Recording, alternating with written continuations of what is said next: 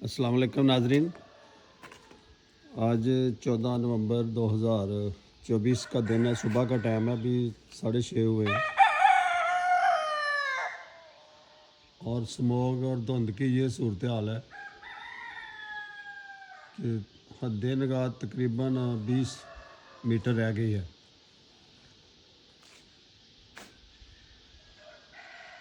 और जो लोग गाड़ियों पर सफ़र करते हैं, मोटरसाइकिल पर सफ़र करते हैं, उनको एहतियात करनी चाहिए। मास्क वगैरह लाजमी पहने और जिस्म को ढांप के रखें गर्म कपड़ों से, सर्दी भी है। ये धुंध नहीं, असल में ये स्मोक है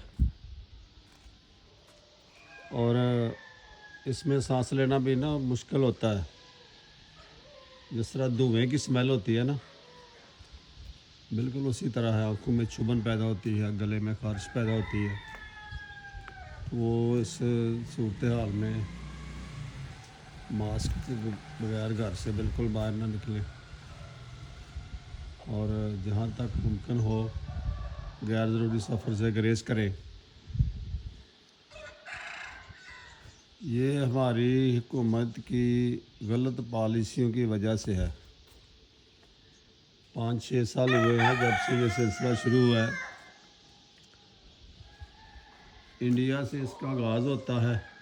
इंडिया के ज़िला हरियाणा और जो गुरदासपुर वगैरह उधर लोग जो मुंजी की बाकियात हैं उनको जलाते हैं और वो जो धुआं और गैसें उठती हैं वो पाकिस्तान में दाखिल हो जाती हैं। और पाकिस्तान में भी ऐसे ही होता है कि लोग जो बाकियात है मुंजी की उनको जलाते हैं। ज़ाहिर गंदम बीजनी होती है और ज़मीन को साफ़ करके फिर वो गंदम बीजी जाती है। तो ये सूरत हाल है कि ये हर साल पहले की निस्बत ज़्यादा होती है। उसकी वजह यह है कि हमारी हुकूमतों ने इसके लिए कोई लॉन्ग टर्म काम नहीं किया। लॉन्ग टर्म काम क्या करना है लोगों ने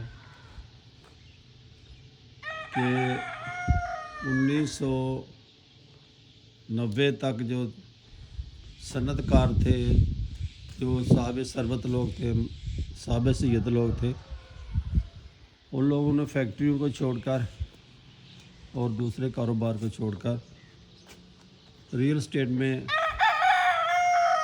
पैसा इन्वेस्ट करना शुरू कर दिया और 200, 400, 500 एकड़ ज़मीन लेकर उनके ऊपर जो ज़री ज़मीनें थी उनके ऊपर इन लोगों ने कॉलोनियाँ बनानी शुरू कर दी, रिहायशी कॉलोनियाँ। आज आप देखें तो लाहौर एक ज़िले का नाम नहीं, लाहौर एक डिवीज़न का नाम बनता जा रहा है। कसूर, शेखुपुरा, रायबंद ये सारे ज़िले इकट्ठे हो गए हैं और एक शहर बन गया है। वहाँ पे जो ज़मीनें होती थी, जो दरख्त थे, वो सारे काट के इन्होंने कॉलोनियाँ बना दी हैं। इसी तरह दूसरे शहरों का हाल है। गुजरांवाला, फैसलाबाद, रावलपिंडी और दूसरे जो शहर हैं बड़े, हैदराबाद, कराची, ये भी इसी तरह बढ़ रहे हैं। और जो बाहर ओपन एरिया थे, दरख्त वगैरह थे, उनको लोगों ने काट के उनके ऊपर कॉलोनियाँ बना दी हैं। ये कॉलोनियों के जो मालिक हैं ये वही लोग हैं जो हुकूमत में बैठे हुए हैं। जो बड़े बड़े लोग हैं, या तो हुकूमत को डायरेक्ट ये लोग गवर्नमेंट में शामिल हैं या इनके आदमी होते हैं गवर्नमेंट में। ये इनकी अहमियत का अंदाज़ा इस बात से लगा लें कि कोविड-19 जो आया था उस वक़्त भी सारा का सारा कारोबार बंद हो गया था, लेकिन इन लोगों ने रियल एस्टेट को बंद नहीं किया था क्योंकि उसमें इनको लोगों को बराह रास्त इनको फ़ायदा था और इनका हिस्सा था। ऐसे ही एक दफ़ा इंग्लैंड में भी हुआ था, यूके में भी 1954 में। लेकिन 1954 से लेकर उन लोगों ने 1958 तक सिर्फ 4 साल के अरसे में इंग्लैंड ने उस पर काबू पा लिया था और आज तक वहाँ पे स्मोक नहीं पैदा हो सकी। लेकिन यहाँ हमारी ये सूरत हाल है कि हर साल बढ़ती ही जा रही है। इससे گلے کی بیماریاں پیدا ہوتی ہیں، سانس لینا مشکل ہو جاتا ہے، فلو کی بیماریاں، زکام، بخار، انفیکشن ہوتی ہے، بچوں کو بہت زیادہ انفیکشن ہو جاتی ہے، نمونیا وغیرہ ہو جاتا ہے، ڈائریا ہو جاتا ہے، اور اس کے علاوہ جو بوڑھے ہیں وہ زیادہ متاثر ہوتے ہیں۔ تو اس کا سب سے بہتر حل یہ ہے کہ یہ جو فیکٹریاں ہیں جو دھواں چھوڑتی ہیں، جو لوگ باقیات جلاتے ہیں، ان کا روکا جائے، جو گاڑیاں دھواں چھوڑتی ہیں ان کے چلان ان کو بند کیا جائے۔ لیکن یہاں صورتحال ہی کچھ اور ہے، تو ہمیں اپنے طور پر اس کے لیے حفاظتی تدابیر اختیار کرنی چاہیے کہ ماسک کے بغیر گھر سے باہر نہ نکلیں، اور غیر ضروری سفر سے گریز کریں۔ چھوٹے بچوں کو، خاص طور پر بوڑھے آدمیوں کا ہے جو 50-60 سال سے اوپر ہے، ان کی نگہداشت پہلے سے زیادہ کریں، ان کی زیادہ کیئر کریں۔ یہ 3-4 دن ہوئے ہیں، یہ دھوپ تو بالکل نہیں نکل رہی،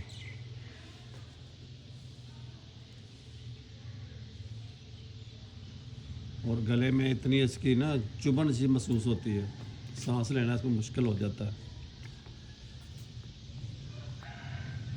تو بات ہو رہی تھی کہ انگلینڈ کی، جو قومیں مخلص ہوتی ہیں نا اپنی قوم سے، جو لوگ، ان لوگوں نے جو ٹاسک دیا تھا اسمبلی میں بل پاس کروا کے، ایک محکمہ کھڑا کیا تھا اس کو پولیوشن کو ختم کرنے کے لیے، آلودگی کو مکانے کے لیے۔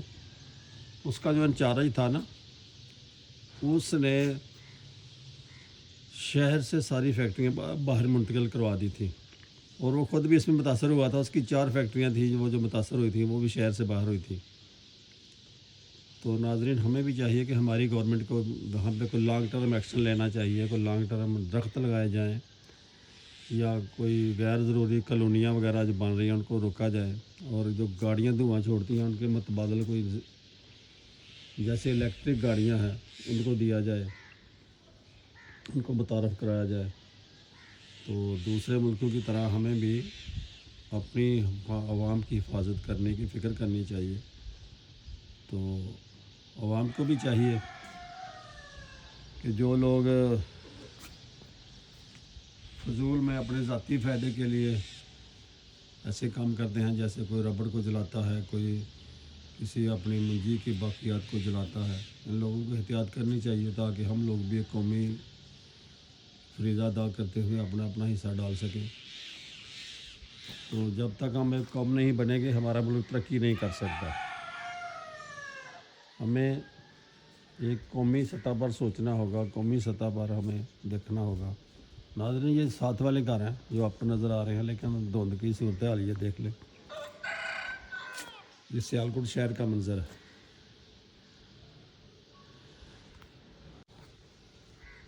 السلام علیکم ناظرین، یہ سیالکوٹ شہر کا منظر ہے۔ میں آپ کو تقریباً صبح کے 6:45 ہوئے ہیں، اور دھند کی صورتحال آپ کے سامنے، یہ سموگ ہے۔ یہ سیالکوٹ شہر کے اندرونی مناظر ہے۔ باہر کا تو اللہ حافظ ہے، باہر تو اس سے بھی ڈبل ہوگی۔